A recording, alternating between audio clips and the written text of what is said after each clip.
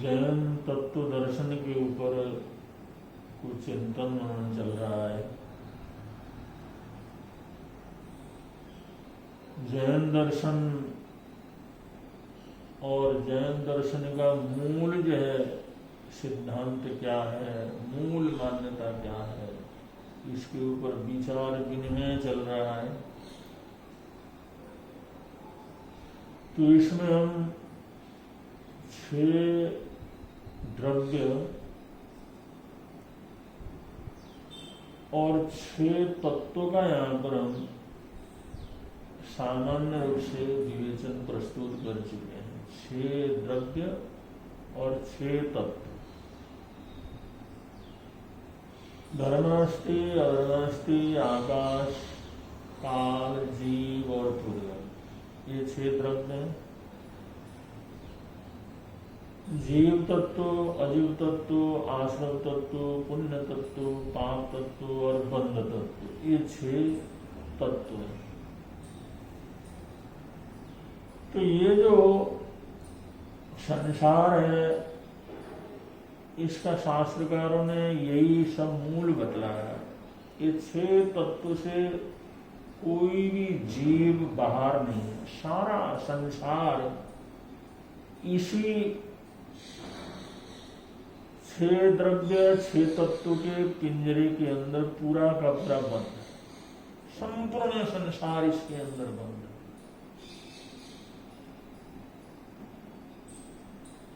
ये 6 जो तत्व बतलाए, यही इतना बड़ा जेल है, इतना बड़ा बंधन है। अनंत आत्मा है जो थावर जीव के रूप में, विज्ञानीय जीव के रूप में, पचन्द्रिय पशु और पचन्द्रिय त्रियंश और देवता और नारकी के रूप में है। सारी मनुष्य जाति है, जो कोई भी इस ब्रह्मांड के अंदर विद्यमान है, वो सब ये 6 तत्व के जंजाल के अंतर्गत सबके साथ में घटित हो जाता है।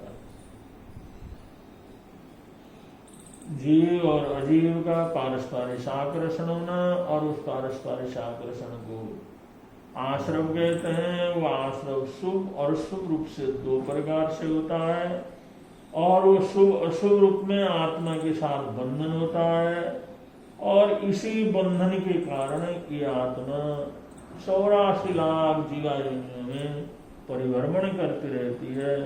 जीव आता है, जाता है, जन्म लेता है, मरता है, जन्म लेता है, मरता है। ये जन्म मरण की श्रृंखला लगातार अनादि काल से चली आ रही है, और जब तक इस श्रृंखला को तोड़ करके कोई आत्मा बाहर नहीं निकलती, तब तक इसी के अंदर वो जन्म मरण करता रहेगा, जन्म मरण करता रहेगा। ये सबसे बड़ा जो संसार है, सब कुछ जो संसार है, वो 6 तत्व के अंतर्गत निहित है, 6 तत्व के अंतर्गत। ये जैन दर्शन का एक निचोड़ है, जैन दर्शन का मार्गदर्शन है, जैन दर्शन को समझने की एक प्रक्रिया है। और इस प्रक्रिया के ऊपर जितना चिंतन मनन करके हृदयंगम करेंगे, समझेंगे, उतना ही संसार की वास्तविकता पूरी हमारे सामने प्रस्तुत होती चली जाएगी। अब इतना बड़ा जंजाल है, इतना बड़ा पिंजरा है, और ये इतनी बड़ी चीज है, इतना बड़ा जंजाल है, ऊपर नीचे तिरछे लोक में जो असंख्यात द्वीप और समुद्र हैं, सब कुछ इसके अंदर समा जाते हैं।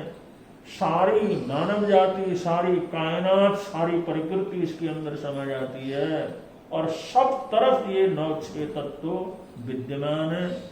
कहीं दृश्य रूप में, कहीं अदृश्य रूप में, सर्वत्र ये विद्यमान है। सर्वत्र ये जो है, ये संसार के जंजाल का कारण है, ये बतलाया। और इसी के अंदर ये आत्मा भटकती रहती है, ये आत्मा जन्म लेती मरती रहती है, अलग अलग योनियों में, अलग अलग जीवों के रूप में, अलग अलग स्थलों में, अलग अलग इंद्रियों के, कभी स्थावर के रूप में, कभी त्रस के रूप में, कभी विकलेंद्रिय के रूप में, कभी पशु के रूप में, कभी मनुष्य के रूप में, देव और नारक के रूप में यह आत्मा परिभ्रमण करते रहती है। इन सब का कारण है 6 द्रव्य और 6 ये तत्व। अब यहाँ पर प्रश्न पैदा होता है, तो क्या ये जंजाल से बाहर निकला भी जा सकता है? क्या ऐसा कोई उपाय है जिससे कि इस जंजाल को काट के बाहर निकला जा सके, ये जो पिंजरे को तोड़ा जा सके? ये अनंत संसार के अंदर परिभ्रमण करवाने वाला संसार चक्र है, इस चक्र व्यूह को तोड़ा जा सके? क्या ये चक्रव्यूह को तोड़ करके जीव बाहर कभी निकल सकता है? क्या ऐसी संभावना है? क्या ऐसा किसने किया है, या क्या आज ऐसा कर सकते हैं? अगर कर सकते हैं तो रास्ता क्या है, वो मार्ग क्या है? ये जिज्ञासा स्वाभाविक रूप से इंसान के मन के अंदर पैदा हो जाती है कि क्या इस जंजाल से निकल सकते हैं। अगर कोई पानी के बड़े भारी जो है सागर के अंदर गिर जाए, तो फिर यही प्रश्न पैदा होता है, अब ये निकल सकता है क्या? कोई रास्ता है इसको निकालने का? क्या निकल सकता है इस जंजाल से? बच सकता है इससे? बस फंसने वाला, उसको देखने वाला, या वो सब यही जिज्ञासा होती है, क्या इस जंजाल से बाहर निकला जा सकता है? बस यहां से ये भावना जो पैदा हो गई, क्या ये संसार मेरा छोड़ सकता है? या इस संसार को मैं तोड़ सकता हूं? इस संसार सागर से बाहर निकल सकता हूं?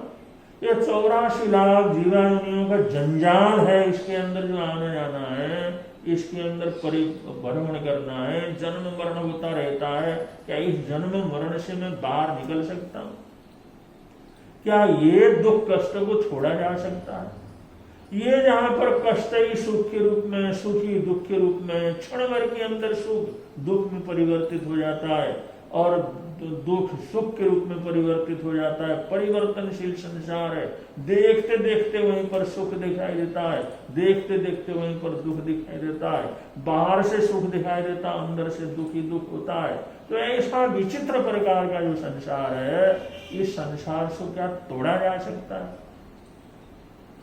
जीवन के अंदर हम इतना मेहनत करते हैं, इतना परिश्रम करते हैं, इतनी कमाई करते हैं, एक दूसरे के लिए मरते हैं, एक दूसरे के लिए कष्ट झेलते हैं, एक दूसरे के लिए प्राण देने के लिए तैयार रहते हैं, लेकिन आखिर में जाकर के जिसके लिए सब कुछ किया, वो इतना बड़ा धोखा दे जाता है, इतनी बड़ी गद्दारी कर लेता है, इतना बड़ा धोखा दे देता है कि अगले को चित कर देता है, और उसका विश्वास टूट जाता है, क्या ऐसे संसार से बाहर निकला जा सकता है? ये रिश्ते जिसको हम अपना समझते हैं, वो दुश्मनी जो है सामने लेकर के आते हैं, स्वार्थ ठीक है तो सब अपने, जहां स्वार्थ टकराने लगा सारे के सारे किनारे हो जाते हैं। क्या इस संसार से हम बाहर निकल सकते हैं? इस रिश्तों के जंजाल को कभी तोड़ा जा सकता है? इस संसार से किनारा किया जा सकता है? ऐसे कहीं भी वो देखता है तो ये कभी कभी मन के अंदर ऐसी भावना उठती है, क्या ऐसा कोई रास्ता है जिससे हम इस जंजाल को तोड़ सकें? जैसे भगवान बुद्ध को बचपन के अंदर सुखी सुख के अंदर रखा गया था, राजा ने कोई तकलीफ उनको देखने नहीं दिया, होने नहीं दिया, लेकिन जिस समय नौजवान हुए उन्होंने किसी बीमारी को देखा, इतने आहत हुए, उन्होंने कहा क्या ये बीमारी सबको लग सकती है? हाँ सबको लग सकती है। तो क्या इस बीमारी को तोड़ा जा सकता है? क्या इससे निकाला जा सकता है? एक वृद्ध को देखा, जर्जरित शरीर को देखा, क्या यही ऐसा होता है? पता लगा सारे के सारे ऐसे होते हैं। क्या इस जर्जर करने वाला जो वृद्धावस्था है, इस वृद्धावस्था से बाहर निकला जा सकता है? तो जिज्ञासा पैदा होती। तो जहां इस जीवन में जिज्ञासा पैदा होती है, इस मानव मन में जब ये भाव पैदा होता है, ये चारों तरफ जो जंजाल है, सुख और दुख का जंजाल है, विश्वास अविश्वास का जंजाल है, अपने पराये का जंजाल है, मित्र और जो है शत्रुओं का जंजाल है, और कब जो है मित्र शत्रु बन जाए, कब शत्रु मित्र बन जाए, कुछ पता लगता नहीं है। तो ये जो जंजाल है, इस जंजाल में ठोकर खाने के बाद, इस जंजाल में धक्के खाने के बाद, इस जंजाल में बुरी तरह से फंसने के बाद, जिस समय उसके मन में कभी ये भाव पैदा होता है, ये विचार पैदा होता है, क्या इस जंजाल को मैं तोड़ सकता हूं? या कभी भयंकर बीमारी आती है, भयंकर तकलीफ आता है, भयंकर दुख आता है, और वो और किसी का नहीं अपने ऊपर ही आ जाता है, इतना परेशान हो जाता है, अरे अपना शरीर जिसके लिए इतना किया, यही इतनी मेरे को वेदना दे रहा, क्या इस वेदना से छूटा जा सकता है? क्या अपने मन की वेदना से छूटा जा सकता है? क्या अपने शरीर के अंदर जो तरह तरह की बुरी वेदनाएं आती हैं, रोग आते हैं, तो इंसान को जीते जी मार देते हैं, क्या इस जो है शारीरिक दुखों से, तकलीफ से, परेशानी से, क्या इस जंजाल से निकला जा सकता? अब जो है ऐसी जिज्ञासा जहां गहराने लगती है, ऐसी जिज्ञासा होने लगती है, जहां ये भाव पैदा होते हैं, इस संसार को तोड़ने का कोई रास्ता है? इस संसार को पीछे छोड़ने का कोई रास्ता है? इस कीचड़ से ऊपर उठ जाने का कोई रास्ता है? क्या हम इसको तोड़ सकते हैं, बाहर जा सकते हैं? ये प्रश्न, कोई भी प्रश्न गहराई से जब जीवन के अंदर उत्पन्न होता है, तो यहां से धार्मिकता प्रारंभ हो जाती है। धार्मिकता का मतलब है आत्मा की स्वतंत्रता के लिए एक मन के अंदर आंदोलन का पैदा हो जाना। जो हमारी आत्मा कसायों के जंजाल में फंसी हुई है, ये क्रोध मान माया लोभ की गुलामी के अंदर है, क्रोध जैसे चाहे तैसे इस जीवन को चलाता है, कभी मान चलाता है, कभी मायाचारी चलाती है, कभी लोभ आता है, वो सारा हम जहां जाते हैं उस लोभ ही हमारा राजा बन जाता है, लोभ ही हमारे को गुलाम बना करके चला जाता है। कभी ईर्ष्या हमारे को गुलाम बना देती है, सब कुछ उस ईर्ष्या के लिए कर देते हैं। कभी जलन होता है, जलन के ऐसे गुलाम हो जाते हैं, वो जलन से ही प्रेरित होकर के सारे काम करने लग जाते हैं, सारे 18 पाप करने लग जाते हैं। तो ये जो गुलामी है, ये जीवन के अंदर इन बुराइयों की गुलामी, क्रोध मान माया लोभ की गुलामी, अहंकार की गुलामी, तो इस गुलामी को क्या हम तोड़ सकते हैं? इसको तोड़ने के लिए मैं इस चीज से मैं बड़ा परेशान हुआ, इस गुलामी को मैंने तोड़ करके छोड़ना है। तो ऐसे जो आत्मा की स्वतंत्रता के लिए जो मन के अंदर भाव पैदा होते हैं, विचार पैदा होते हैं, संकल्प पैदा होता है और ये सोचता है कि प्रयत्न करके चलेंगे, ये जंजाल को जरूर तोड़ेंगे, ये जो भावना पैदा होती है, ये जो जिज्ञासा पैदा होती है, ये साहस पैदा हो जाता है, ऐसा करने के विचार पैदा हो जाते हैं, संकल्प पैदा हो जाता है। ये समझ लो भगवान महावीर स्वामी ने बतलाया, 24 तीर्थंकर भगवंतों ने बतलाया, ज्ञानी केवली भगवंतों ने बतलाया, जितने महापुरुष हुए सत्पुरुषों ने बतलाया। जिस समय ये जिज्ञासा पैदा हो गई, जिस समय ये संकल्प पैदा हुआ, बस उसी समय हम धार्मिक होना प्रारंभ हो जाते, यहां से धर्म शुरू हो जाता है। अब जब तक ये विचार पैदा नहीं होते, ये सोच पैदा नहीं होता, ये संकल्प पैदा नहीं होता, बस वो पाप पुण्य के जंजाल में भटकते रहते हैं, कभी पाप में, कभी पुण्य में, कभी सुख में, कभी दुख में, कभी स्वर्ग में, कभी नरक में, कभी मनुष्य में, कभी पशु में। बस यही जंजाल दुनिया के अंदर चलता रहता है, इससे बाहर कभी निकल ही नहीं सकता और वो कभी धर्मात्मा हो ही नहीं सकता। पुण्य होना कोई धर्मात्मा होना नहीं है, धनवान होना कोई धर्मात्मा होना नहीं है, राजा होना कोई धर्मात्मा होना नहीं है, अधिकार लेना ये कोई धर्मात्मा होना नहीं है, बड़ी बड़ी प्रतिष्ठा मिलना ये कोई धर्मात्मा होना नहीं है। संसार के कोई भी दौलत मिले, अगर चक्रवर्ती भी आदमी बन जाए तो भी वो धर्मात्मा हो ऐसी कोई जरूरत नहीं है। ये सब पुण्य के परिणाम स्वरूप इंसान ये सारी चीजों को प्राप्त कर सकता है। और वो ऐसे लोग तो अच्छे घर में पैदा लिया, धन पैदा हुआ, मनचाही चीज मिलने लगी, सोचते हम तो बहुत बड़ी धर्मात्मा है, लेकिन वो धर्मात्मा बना नहीं है।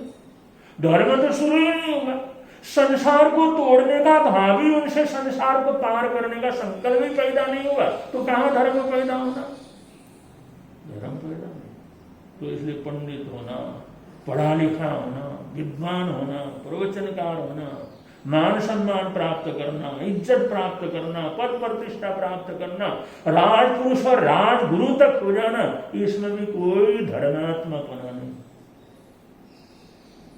कोई वो धर्मात्मा हुआ हो ऐसा कुछ नहीं, वो भी पुण्य की अंतर्गति, वो भी 6 उन तत्व की अंतर्गति, वो संसार के अंतर्गति, वो संसार को ही बढ़ाने वाला है। संसार तोड़ने की प्रक्रिया तो वहां पर शुरू हुई ही नहीं, अभी तो वो भावी पैदा नहीं हुए। संसार को छोड़ो, संसार को तोड़ो, इन बुराइयों से बाहर जाओ, ऐसा भाव तो पैदा ही नहीं हुआ। जब तक ये जीवन के अंदर जिज्ञासा पैदा नहीं होती, तब तक हमारे जीवन में कोई धर्म का उदय नहीं हुआ, धर्मोदय नहीं हुआ। तब तो धर्म का प्रकाश अभी नहीं आया, धर्म की ज्योत अभी प्रज्वलित नहीं हुई है। धर्मात्मा बनने की बात तो बहुत अलग की है, वो धर्म को तो हमने छुआ भी नहीं है, धर्म का तो स्पर्श भी नहीं किया, और उन्हें को बहुत कुछ हो गया, इतना मान सम्मान, इतना आदर सत्कार, इतना बड़ा जो है पंडित, इतना व्याख्यान, इतना प्रवचन, इतना सब कुछ, हजारों लोगों को पीछे लगाता है, लेकिन संसार को तोड़ने की और इससे अलग होने की प्रवृत्ति अगर हमारे जीवन के अंदर से संकल्प के रूप में पैदा नहीं हुई, तो इसका मतलब जो भी उपद्रव है वो सब संसार के लिए है। संसार के लिए ही हम सांसारिक उपद्रव कर रहे हैं, वो सब पुण्य पाप का खेल है। धर्म अभी उससे बहुत दूर है।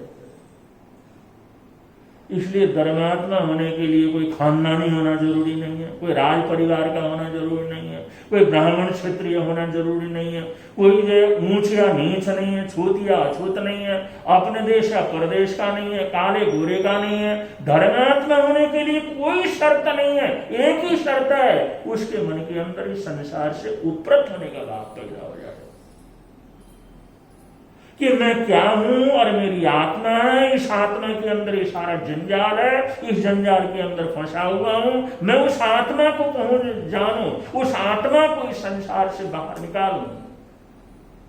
ये जो बोध और ये संकल्प जो शुरू हो जाता है, ये संसार से बाहर निकलने की बात शुरू हो जाती है।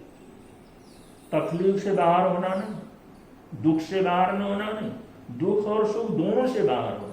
उसको ये पता लगे भाई जितना दुख है वही सुख है, जो आज का सुख है कल का दुख है, जो आज का बुढ़ापा है कल का बचपन है, तो बचपन बुढ़ापा कोई अलग अलग थोड़ी है। एक बार मरेगा तभी तो बचपन आएगा, तभी तो जवानी आएगा। तो मरना, बुढ़ापा आना और बचपन आना, ये तो बात दोनों एक सिक्के के दो पहिए हैं ना, दो पहलू हैं। इसलिए दोनों को जो समझता और दोनों से बाहर निकलने की बात करता है, धनवान होने के लिए नहीं, समृद्धि संपन्नता के लिए नहीं, किसी पद प्रतिष्ठा के लिए नहीं, जो कुछ भी है जहां भी हो यहीं से मैं संसार से बाहर निकल जाऊं, इस सारे झंझटों से ही बाहर निकल जाऊं। ये जो संसार को तोड़ने का, संसार के उस पिंजरे को तोड़ने का जो संकल्प शुरू हो जाता है, उससे बाहर निकलने की जो प्रक्रिया शुरू होती है, ऐसे भाव, ऐसे विचार और ऐसा सोच जो गहराई से पैदा होता है, तब आदमी धर्मात्मा होना प्रारंभ हो जाता है। तब समझ लो अब धर्म के द्वार खुलने लगे, तो वो धर्मात्मा बनने की स्थिति के अंदर आगे निकलता है। तो जहां वो धर्मात्मा बनने का ये संकल्प जब मानव जीवन के अंदर आती है, जिज्ञासा आती है कैसे संसार से बाहर निकला जाए, कैसे संसार से छोड़ा जाए, कैसे संसार से उपरत हुआ जाए, कैसे सारे जंजाल को पीछे छोड़ करके ऊपर उठा जाए, बस ये संकल्पना जहां शुरू हो गई वहां संवर तत्व क्या हो जाता है, तो ये साधना संवर वहां से शुरू हो जाता है।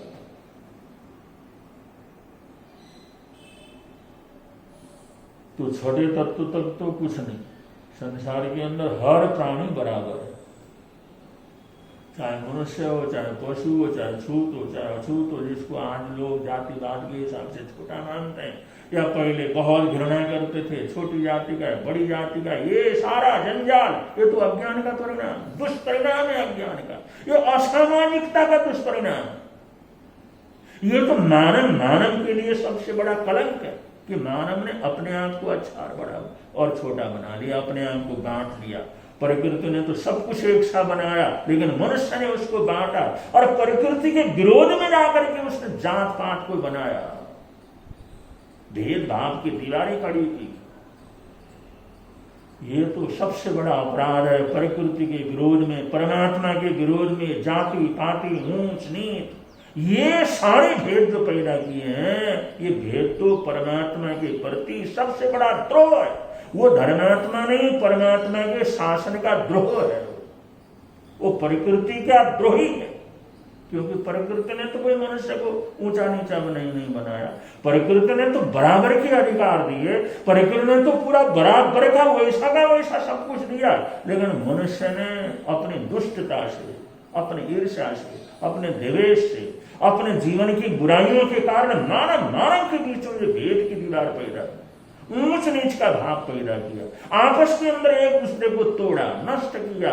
ये सब सामाजिक अपराध है, ये सब प्राकृतिक अपराध है, ये परमात्मा के विरोध के अंदर ही सबसे बड़ा अपराध है। वहां पर धर्म की बात तो कोई इंसान सपने के अंदर भी नहीं सोच सकता। और जो मानव के अंदर भेद पैदा करे, आगे अभेद दृष्टि कहां से आएगी उसके जीवन में? वो जीव मात्र के प्रति करुणा कहां से आएगी, सद्भावना कहां से आएगी? तो जिसको वास्तव में लोग धर्म समझते हैं, धर्मात्मा समझते हैं, वहां तो धर्म का कोई नामो निशानी नहीं है।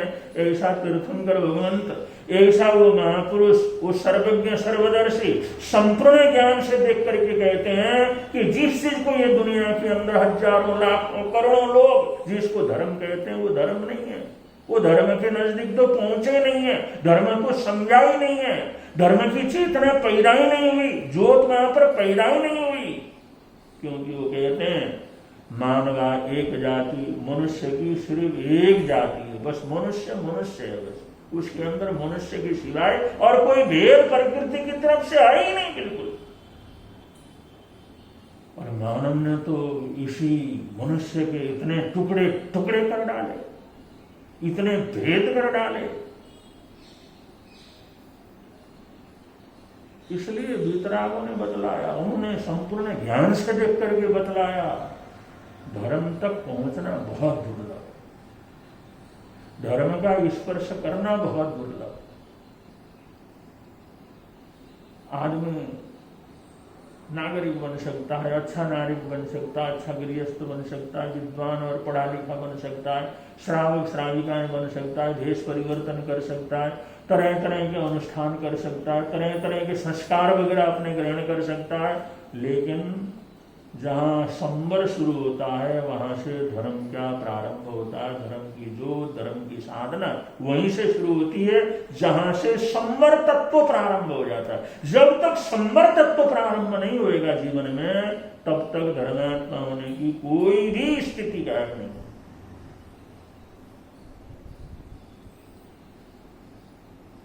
धर्मात्मा होने का मतलब पापी होना या पुण्यात्मा होना ऐसा नहीं, संवर हो। पुण्य हम कितना ही पुण्यमानी हो, लेकिन संवर हमारे जीवन के अंदर नहीं है तो हम धर्म का स्पर्श नहीं कर सकते। लाखों करोड़ों रुपया का दान देता हो, कुछ भी दान देता हो, सर्वस्व दान देता हो, लेकिन संवर की अगर जानकारी नहीं है, संवर को समझता नहीं है, संवर की स्थिति में नहीं है, तो संवर का स्पर्श नहीं हुआ है, तो वो फिर वो धर्म की तरफ आगे बढ़ा ही नहीं है। तो ये तत्व दर्शन को थोड़ा समझना, तत्व दर्शन के भेद को थोड़ा समझना बड़ा कठिन काम है। और जैन दर्शन की तरफ से तो ये है कि जीव से लेकर के जीव, अजीव, पुण्य, पाप और आश्रव और बंध, यहाँ तक तो सारा संसार ही के बीच में रहता। और इससे बाहर निकलने के बाद जो साथ में संवर तत्व भी स्पर्श कर लेता है, संवर में प्रवेश कर लेता है, संवर में पहुंचता है, तब वास्तव के अंदर धार्मिकता प्रारंभ होती है। तो संवर क्या है और संवर कैसे होता है, संवर का अनुष्ठान कैसे करना चाहिए, कौन कर सकता है, किस रूप में किया जा सकता है, ये सब संवर के संबंध में जो बातचीत है वह आने वाले प्रवचनों में आप लोगों के समक्ष रखा जाएगा। आज इतना ही बोल करके अपने वक्तव्य को विराम दे रहे हैं। बोलिए भगवान महावीर स्वामी।